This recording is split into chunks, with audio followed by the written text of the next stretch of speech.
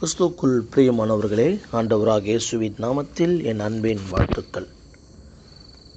என்னை ஆற்றுவதற்கு இந்த பூமியில் யாரும் இல்லையே, என்னை தேற்றுவதற்கு இந்த பூமியில் யாரும் இல்லையே, என்னை மேலே தூக்கி விடுவதற்கு ஒருவரும் இல்லையே, யாருமில்லாத ஒரு அனாதையைப் போல் நான் காணப்படுகின்றேனே. எப்பொழுதுதான் மாறும் என் வாழ்க்கை? என் தேவைகள் எப்பொழுது சந்திக்கப்படும்? நான் எப்பொழுது எல்லாவற்றும் இருந்து விடுவிக்கப்படுவேன்? எனக்கு ஒரு விடுதலை கிடைக்குமா? என் சோகங்கள் மறையுமா? என் வேதனைகள் நீங்குமா? என் குறைவுகள் எல்லாம் மாற்றப்படுமா?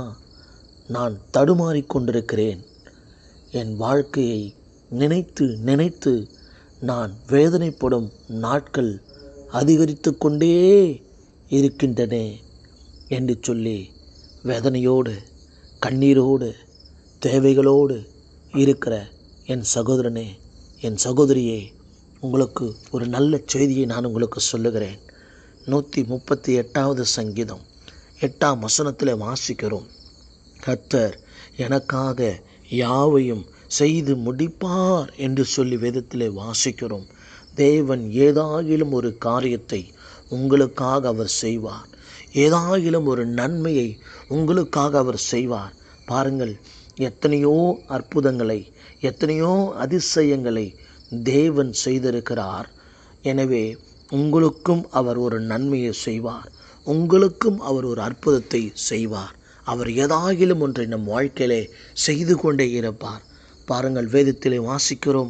உபாகமம் 5ஆம் அதிகாரம் 10ஆம் வசனத்தில், என்னிடத்தில் அன்பு கூர்ந்து என் கற்பனைகளை கை கொள்ளுகிறவர்களுக்கோ 1000 தலைமுறை மட்டும் இரக்கம் செய்கிறவராக இருக்கிறேன் என்று சொல்லி நம் தேவன் இரக்கம் செய்கிறவர். உங்களுக்கு ஒரு இரக்கம் செய்ய அவர் வல்லவராக இருக்கிறார். பாருங்கள் பிள்ளைகளே, உபாகமம் 10ஆம் அதிகாரம் 18ஆம் வசனம் சொல்லுகிறது, தேவன் நம்முடைய வாழ்க்கையிலே நியாயம் செய்கிறவராக இருக்கிறாராம். உங்கள் வாழ்க்கையிலே காணப்படுகிற எல்லா விதமான பிரச்சனைகளுக்கும் அவர் நியாயம் செய்ய வல்லவராக இருக்கிறார். வேதம் சொல்லுகிறது, அவர் நீதி உள்ள நியாயாதிபதி, நியாயம் மாத்திரம் செய்கிறவர் அல்ல. சங்கீதம் 99:4 படிக்கிறோம், அவர் நீதியை செய்கிற கர்த்தர். அவர் உங்களுக்கு ஒரு நீதியை செய்வார். உங்கள் சத்துருக்களுக்கு மத்தியிலே ஒரு நீதியை செய்வார். உங்களுடைய வழக்கிலே ஒரு நீதியை செய்வார். உங்களுடைய பிரச்சனைகளிலே ஒரு நீதியை செய்வார். நம் தேவன் நீதி உள்ள நியாயாதிபதி. எனவே நீதியான காரியத்தை தேவன் உங்களுக்கு செய்ய அவர் வல்லவராக இருக்கிறார். பாருங்கள், சங்கீதம் 103ஆம் சங்கீதம் 6ஆம் வசனத்தை வாசித்து பாருங்கள். அவர் நீதியை செய்கிற கர்த்தர் என்பதாக எழுதப்பட்டிருக்கிறது.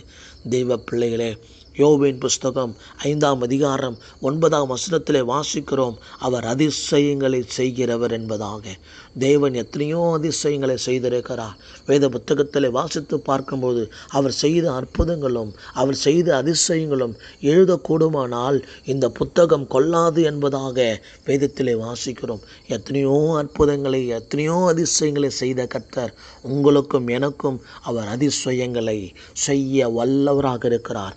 கர்த்தர் உங்களுக்கு அதிசயங்களை செய்வார். கர்த்தர் உங்களுக்கு அதிசயங்களை செய்வார். கர்த்தர் எனக்காக யாவையும் செய்து முடிப்பார் என்று சொல்கிறது போல தேவன் உங்களுக்கு அதிசயங்களை செய்வார். இயேசுவின் நாமத்தினாலே. சங்கீதங்களின் புஸ்தகம் 119ஆம் சங்கீதம் 68ஆம் வசனத்தை வாசித்து பாருங்கள். தேவரீர் நல்லவரும் நன்மை செய்கிறவருமாய் இருக்கிறீர் என்பதாக அவர் என்ன செய்வார்? உங்கள் வாழ்க்கையிலே நன்மையானவைகளை செய்வார். நன்மை செய்வார். வேதத்திலே வாசிக்கிறோம், அவர் நன்மை செய்கிறவராக சுற்றி தெரிந்தார் என்று சொல்லி அப்போஸ்தலர் நடபடிகள் புஸ்தகம் 10ஆம் அதிகாரம் 38ஆம் வசனத்தில் வாசிக்கிறோம். தேவன் உங்களுக்கு ஒரு நன்மை செய்வார்.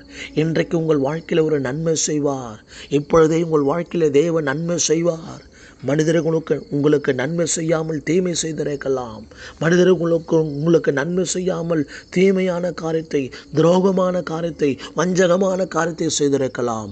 ஆனால் நாம் தேவனோ வஞ்சகமான காரியத்தை செய்கிறவர் அல்ல, ஏமாற்றுகிறவர் அல்ல, பொய் சொல்லுகிறவர் அல்ல, நம்மை விட்டு ஓடிவிடுகிறவர் அல்ல. அவர் நன்மை செய்கிறவர். தேவன் உங்களுக்கு இந்த நாளிலே ஒரு நன்மையை செய்ய வல்லவராக இருக்கிறார். இந்த வருடத்தில் உங்களுக்கு நன்மை செய்ய வல்லவராக இருக்கிறார். தேவன் நல்லவர், எனவே அவர் நன்மை செய்கிறவர். தேவன் உங்களுக்கு நன்மை செய்ய வல்லவராக இருக்கிறார். கர்த்தருடைய பிள்ளைகளே, பாருங்கள், வேத புத்தகத்தில் வாசிக்கிறோம். ஏசாயா தீர்க்கதரிசன புஸ்தகம் 43ஆம் அதிகாரம் 13ஆம் வசனத்தில், தேவன் உங்கள் வாழ்க்கையிலே செய்ய நினைத்ததை யாராலும் தடுக்க முடியாது என்பதாக சொல்லுகிறார். நான் செய்கிறதை தடுப்பவன் யார்? தேவன் உங்கள் வாழ்க்கையிலே செய்ய நினைத்த நன்மையை ஒருவராலும் தடை பண்ண முடியாது. தேவன் உங்கள் வாழ்க்கையிலே செய்ய நினைத்த நீதியை ஒருவராலும் தடை பண்ண முடியாது. தேவன் உங்கள் வாழ்க்கையிலே செய்ய நினைத்த அதிசயங்களை தடை பண்ண முடியாது ஒருவராலும். ஏனென்றால் கர்த்தர் உங்களுக்கு புதிய காரியங்களை செய்ய அவர் வல்லவராக இருக்கிறார். பாருங்கள் தேவனுடைய பிள்ளைகளே, ஏசாயா தீர்க்கதரிசன புஸ்தகம் 44ஆம் அதிகாரம் 2ஆம் வசனத்தில் கர்த்தர் சொல்லுகிறார், உங்களுக்கு அவர் துணை செய்கிறவர். ஏசாயா 57:9 வாசித்து பாருங்கள். உங்களுக்கு அவர் துணை செய்கிறவர், உங்களுக்கு அவர் துணையாக இருக்கிறார். ஐயோ, யாருமே எனக்கு துணையாக இல்லையே, என் அப்பா இல்லை, என் அம்மா இல்லை, யாரும் இல்லை, ஏன்னா என் பிரச்சனை இல்லை, எல்லாரும் என்னை அம்போன்னு விட்டுட்டு போயிட்டாங்க, என்னை அம்போன்னு ஒரு அனாதையாக விட்டுட்டு போயிட்டாங்க, யாருமே இல்லையே என்று வருத்தப்பட்டு கொண்டிருக்கிறேன் சகோதரியே. கர்த்தர் உங்களுக்கு துணையாக இருக்கிறார். உங்கள் கூட இருந்த நண்பர்கள் எல்லாம் உங்களை விட்டு போயிருக்கலாம். உங்கள் கூட உறவாடின எல்லா உறவுகளும் உங்களை விட்டு போயிருக்கலாம். இன்னைக்கு நடுத்தெருவில் வந்தபோது, இன்னைக்கு கைவிடப்பட்ட நிலைமையில் வந்தபோது எல்லாரும் உங்களை விட்டு தூரம் போயிருக்கலாம். ஆனால் கர்த்தர் உங்களுக்கு துணை செய்கிறவராக இருக்கிறார். ஆண்டவர் சொல்றார், நான் உனக்கு துணை நிற்கிறேன் மகளே. கர்த்தர் உங்களுக்கு துணையாக இருக்கிறார். கர்த்தர் உங்களுக்கு துணை செய்வார்.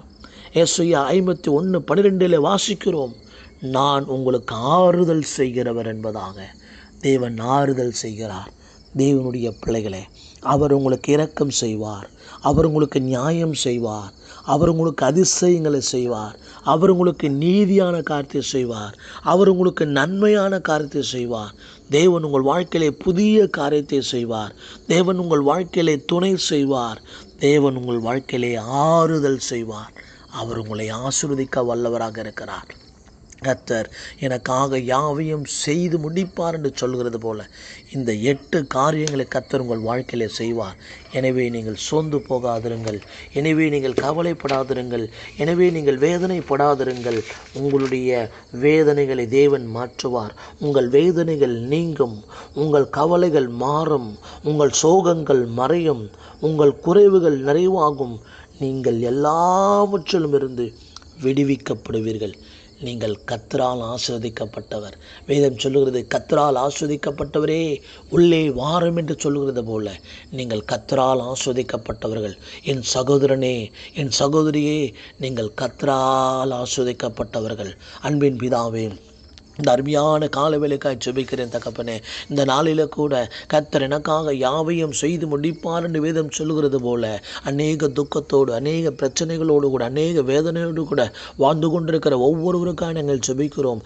ஒவ்வொருடைய வாழ்க்கையில் ஒரு விடுதலையை, ஒவ்வொருடைய வாழ்க்கையில் ஒரு ஆசீர்வாதத்தை, ஒவ்வொருடைய வாழ்க்கையில் ஒரு உயர்வை தேவனாகிய கர்த்தர் கட்டளிடும்படியாக நாங்கள் ஜெபிக்கிறோம். ஆண்டவரே, வேதத்தில் சொல்லுகிறதுமே, அப்பா கர்த்தர் எனக்காக யாவையும் செய்து முடிப்பார் என்பதாக. ஏதாவது ஒரு காரியத்தை செய்யுங்க ஆண்டவரே. வேதத்தில் சொல்லப்பட்டிருக்கிற ஏதாகிலும் ஒரு காரியத்தை தேவ பிள்ளைகளுக்கு செய்யுங்க ஆண்டவரே. அவருடைய பிரச்சனைகளிலிருந்து அவர்களை வெளியே கொண்டு வருவதற்கு ஏதாகிலும் ஒன்றை செய்யுங்க ஆண்டவரே. அவருடைய துன்பத்திலிருந்து அவர்கள் விடுவிக்கப்படுவதற்கு ஏதாகிலும் ஒன்றை தேவனாகிய கர்த்தர் செய்யும்படியாக நாங்கள் ஜெபிக்கிறோம்.